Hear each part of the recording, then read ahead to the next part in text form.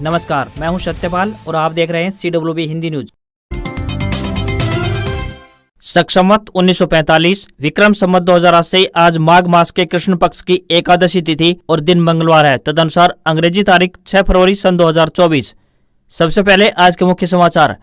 हरियाणा में अब बिजली बिल के आधार पर नहीं बनेगी अलग फैमिली आईडी, जानिए रोक लगाने की वजह। गुरु जम्बेश्वर यूनिवर्सिटी हिसार में आई विभिन्न नॉन टीचिंग पदों पर भर्ती, बताएंगे पूरी अपडेट। हरियाणा के किसानों के लिए खुशखबरी, खराब फसलों का मिलेगा मुआवजा। हरियाणा के बीपीएल सूची पर केंद्र सरकार की लगी मुहर, नई वित्तीय वर्ष से राशन में मिलेगी ये खाद्य सामग्री। सीबीएसई ने जारी किए बोर्ड परीक्षाओं के एडमिट कार्ड, सिर्फ संबंधित स्कूल कर पाएंगे एक्सेस। हरियाणा में 10 फरवरी से सब्जी मंडियों में हड़ताल का ऐलान, बताएंगे आढ़ती एसोसिएशन की कुछ प्रमुख मांगे।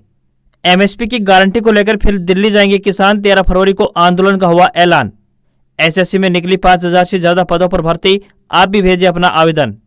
पंचकुला पहुंची एसआरके की कांग्रेस संदेश यात्रा, कुमारी शैलजा बोली भाजपा राज में पूरा प्रदेश दुखी, बदलाव चाहते हैं लोग। हरियाणा में प्राइवेट नौकरी में 75% आरक्षण पर सुनवाई, सुप्रीम कोर्ट का केंद्र और इंडस्ट्री एसोसिएशन को नोटिस जारी कर मांगा जवाब। पीएम मोदी बोले परिवारवाद का खामियाजा कांग्रेस ने भुगता, एक प्रोडक्ट लॉन्च करने के चक्कर में दुकान पर ताला लगने की आ गई है नौबत। और अब खबरें विस्तार से।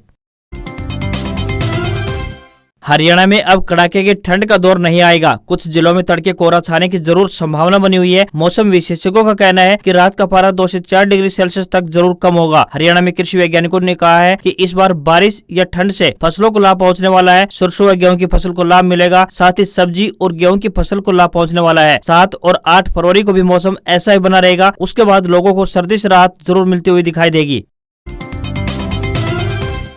गुरु Jambheshwar university Hisar science and technology द्वारा अनेक नॉन टीचिंग पदों के लिए आवेदन आमंत्रित किए गए हैं। जो भी उम्मीदवार इन पदों पर आवेदन भेजने के इच्छुक हैं वे आधिकारिक वेबसाइट के माध्यम से ऑनलाइन अपने आवेदन भेज सकते हैं। आवेदन करने की आखिरी तारीख 16 फरवरी 2024 है। Assistant director, assistant workshop superintendent, information scientist, assistant technical officer, junior programmer, accounts clerk, junior engineer, library assistant, hostel caretaker, lab attendant, चौकीदार, लैब टेक्नीशियन, इंस्ट्रूमेंटेशन आदि पदों पर यह भर्तियां होने वाली हैं। आयु सीमा 18 वर्ष से लेकर 50 वर्ष के बीच होनी चाहिए। इन पदों के लिए उम्मीदवारों को ऑनलाइन आवेदन करने होंगे। हरियाणा की मनोहर सरकार ने एक बार फिर से परिवार पहचान पत्र यानी PPP बनवाने के नियम में बदलाव कर दिया है। अब बिजली कनेक्शन नाम होने पर भी लोग परिवार से अलग परिवार पहचान पत्र नहीं बनवा सकेंगे। 1 फरवरी से सरकार की ओर से इस नियम पर रोक लगा दी गई है। वहीं प्रदेश की सभी CSC सेंटर की साइट से यह ऑप्शन हटा दिया गया है। ऐसे में अब संयुक्त परिवार में रह रहे लोगों को परेशानी उठानी पड़ सकती है। उनको परिवार की ओर से परिवार पहचान पत्र के आधार पर मिलने वाली तमाम तरह की सुविधाओं से वंचित रहना पड़ सकता है। अधिकांश लोगों का अलग परिवार पहचान बनवाने का उद्देश्य इनकम कम करवाकर सरकार की ओर से दी जा रही सुविधाओं का लाभ लेना था। ये ऑप्शन आने के बाद अपात्र लोगों ने इस सुविधा का लाभ उठाना शुरू कर दिया था। सरकार की ओर से धांधली पर रोक लगाने के लिए ऑप्शन बंद किया गया है। अभी बिजली बिल के आधार पर नया परिवार पहचान पत्र अलग से जारी करने का ऑप्शन बंद कर दिया गया है, लेकिन इसमें सुधार करने के बाद दोबारा से इसको ओपन कर दिया जाएगा। हरियाणा में कृषि विपणन बोर्ड की ओर से सब्जी एवं फल व्यापारियों पर थोपी गई मार्केट फीस के विरोध में आढ़तियों का विरोध जारी है। आढ़ती एसोसिएशन ने सरकार को चेतावनी देते हुए कहा है कि यदि सरकार ने 8 फरवरी तक थोपी गई मार्केट फीस को वापस लेने से अपने वादे को पूरा नहीं किया तो 10 फरवरी से अनिश्चितकालीन हड़ताल फिर से प्रारंभ कर दी जाएगी। हरियाणा आढ़ती एसोसिएशन सब्जी मंडी के प्रदेश उप प्रधान पुरुषोत्तम बुद्धिराजा ने बताया कि भाजपा सरकार द्वारा कोरोना काल में फल एवं सब्जी व्यापारियों पर 2% ड्यूटी लगाई थी। उन्होंने बताया कि अब एक मुश्त फीस व्यापारियों से मांगी जा रही है, जो कि पिछले साल के मुकाबले 50% तक अधिक है। अग्रिम राशि के तौर पर मांगी जा रही फीस आढ़तियों को ये 5 से 7 लाख रुपए सालाना देने पड़ेंगे, जो कि बहुत अधिक है। इस फैसले के विरोध में पिछले साल 20 दिसंबर को फल एवं सब्जी व्यापारियों ने रोष प्रकट करते हुए सांकेतिक हड़ताल की थी। उस समय कृषि मंत्री जेपी दलाल ने आश्वासन दिया था कि मार्केट फीस हटा ली जाएगी, लेकिन आज तक उन्होंने अपना वायदा पूरा नहीं किया है। हरियाणा में चल रही एसआरके यानी कुमारी शैलजा, रणदीप सुरजेवाला और किरण चौधरी ग्रुप की कांग्रेस संदेश यात्रा सोमवार को पंचकुला पहुंची। इस दौरान रायपुर अनाज मंडी में जनसभा की। इसमें कुमारी शैलजा के अलावा कांग्रेस के राष्ट्रीय महासचिव रणदीप सुरजेवाला व विधायक प्रदीप चौधरी ने लोगों को संबोधित किया। शैलजा ने पत्रकारों से बातचीत करते हुए कहा कि कांग्रेस संदेश यात्रा को प्रदेश में लोगों का भारी समर्थन मिला है। भाजपा के राज में पूरा प्रदेश के लोग त्रस्त है। बेरोजगारी, महंगाई चरम पर है। कोई भी वर्ग ऐसा नहीं है जो दुखी न हो। सरकार सब कुछ निजी हाथों में ही बेचना दर्शाती है। हम भी लोगों को जागरूक कर रहे हैं। उन्होंने कहा है कि उन्होंने लोगों से आह्वान किया है कि वे सभी 10 लोकसभा सीटें कांग्रेस की झोली में डालें। कांग्रेस की पूर्व प्रदेश अध्यक्ष कुमारी शैलजा ने कहा कि सरकार विरोधियों की आवाज को दबाने के लिए ईडी को हथियार बनाए हुए है।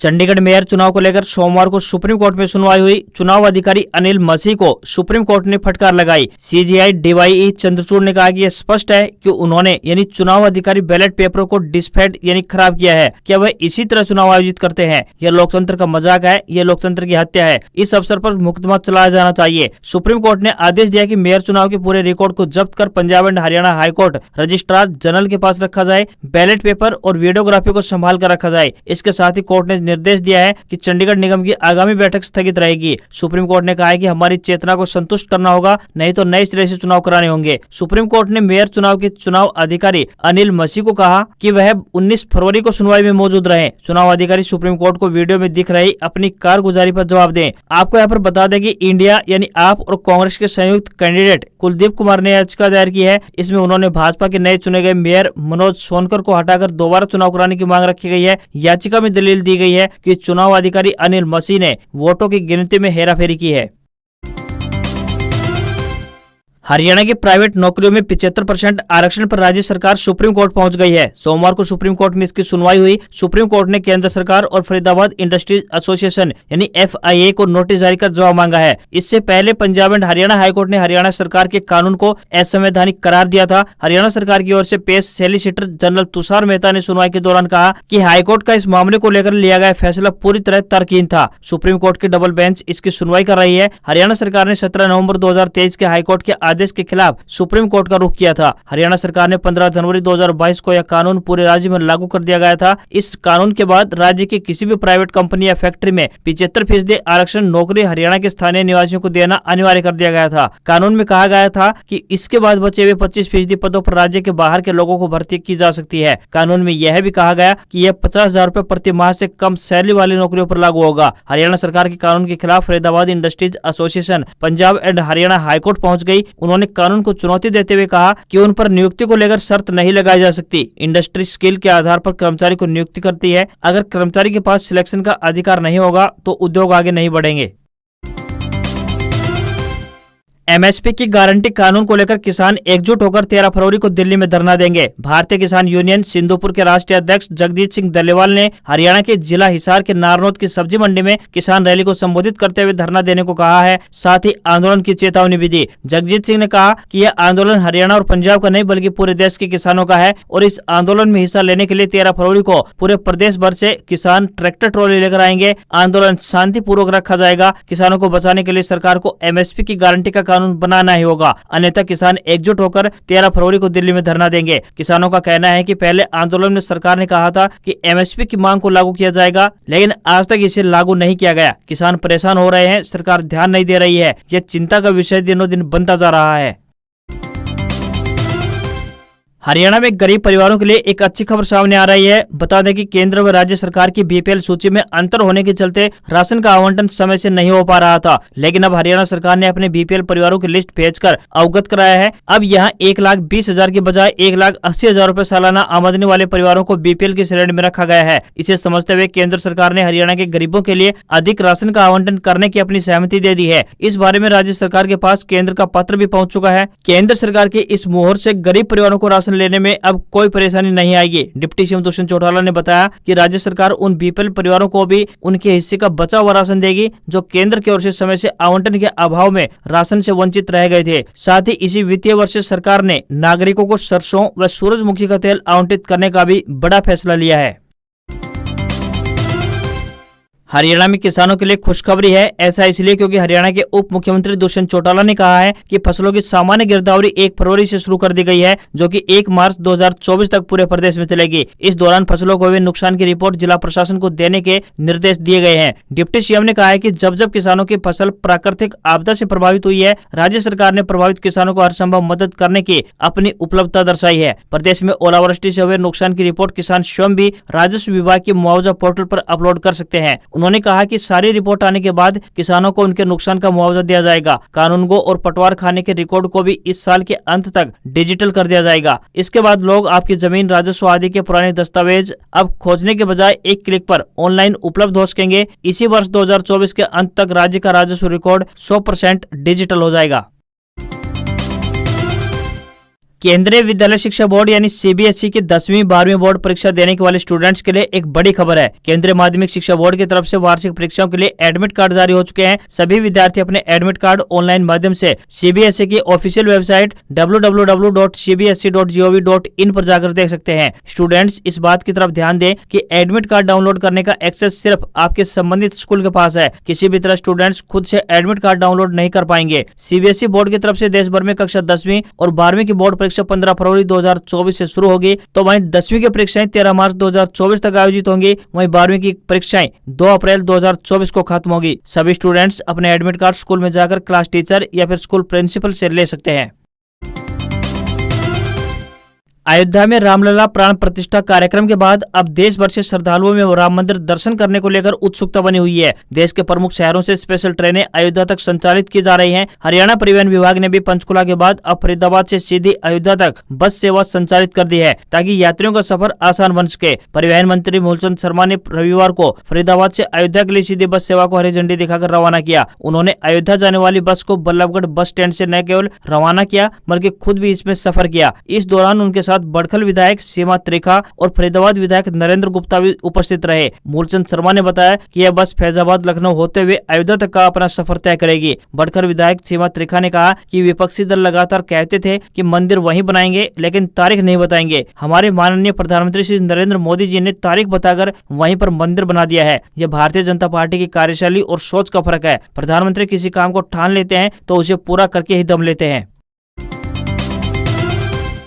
एसएससी यानी स्टाफ सिलेक्शन कमीशन यानी कि कर्मचारी चयन आयोग की तरफ से 5,639 पदों पर भर्ती की जा रही है। यह भर्ती एसएससी सिलेक्शन फेज 12 के तहत की जा रही है। ऐसे में इच्छुक युवा इस भर्ती में शामिल हो सकते हैं। जो भी एसएससी फेज 12 भर्ती में शामिल होना चाहते हैं वे एसएससी की ऑफिशियल वेबसाइट ssc.nic.in पर जाकर अपने आवेदन कर सकते हैं। इस भर्ती के लिए परीक्षा का आयोजन 6 से 8 मई तक किया जाएगा। इन पदों के लिए आवेदन करने की अंतिम तिथि 28 फरवरी तय की गई है। अगर इन पदों के लिए एजुकेशनल क्वालिफिकेशन की बात करें तो उम्मीदवार किसी भी मान्यता प्राप्त बोर्ड से 10वीं 12वीं व ग्रेजुएशन पास होनी चाहिए। उम्मीदवार की न्यूनतम आयु 18 वर्ष से कम और अधिकतम आयु 30 वर्ष से ज्यादा नहीं होनी चाहिए।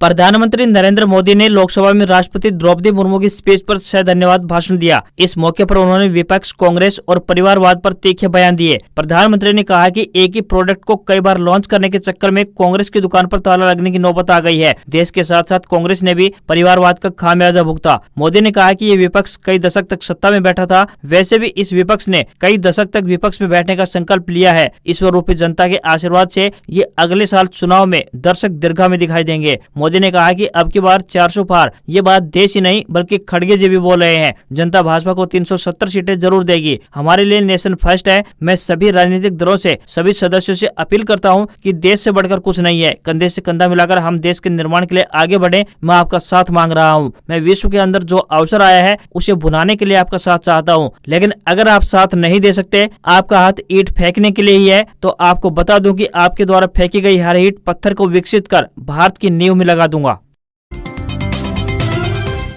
भारतीय शेयर बाजार में गिरावट देखने को मिली है। सेंसेक्स 354 अंक फिसलकर 71,731 के स्तर पर बंद हुआ। निफ्टी में भी 82 अंक की गिरावट देखने को मिली और ये 21,771 के स्तर पर बंद हुआ। सेंसेक्स के 30 शेयरों में से 23 में गिरावट तो वहीं 7 में तेजी दिखाई दी। टाटा मोटर्स के शेयर में 5.80% की तेजी रही तो वहीं LIC के शेयर ने पहली बार 1,000 रुपए का लेवल पार किया। भारतीय रिजर्व बैंक यानी RBI की ओर से ऑनलाइन पेमेंट सर्विस देने वाली कंपनी पेटीएम पर 31 जनवरी को लिए गए एक्शन का बड़ा असर कंपनी के शेयरों पर दिखाई दे रहा है। 3 कारोबारी दिनों में ही कंपनी का शेयर 50% से ज्यादा टूट गया है। सोने चांदी के दामों में गिरावट देखने को मिली है। 24 कैरेट 10 ग्राम सोना 517 रुपए सस्ता होकर 62,625 रुपए पर आ गया है। वहीं 18 कैरेट सोने का भाव 46,969 रुपए प्रति 10 ग्राम का हो गया है। वहीं चांदी में 1,000 रुपए से ज्यादा गिरावट देखने को मिली है और ये 1,319 रुपए सस्ती होकर 70,545 रुपए प्रति किलोग्राम स्तर पर पहुंच गई है। आज खबरों में बस इतना ही। देखते रहिए आपका अपना हरियाणा का सबसे बेहतरीन news channel CWB Hindi news. नमस्कार। इसी आशा के साथ आपका दिन शुभ रहे।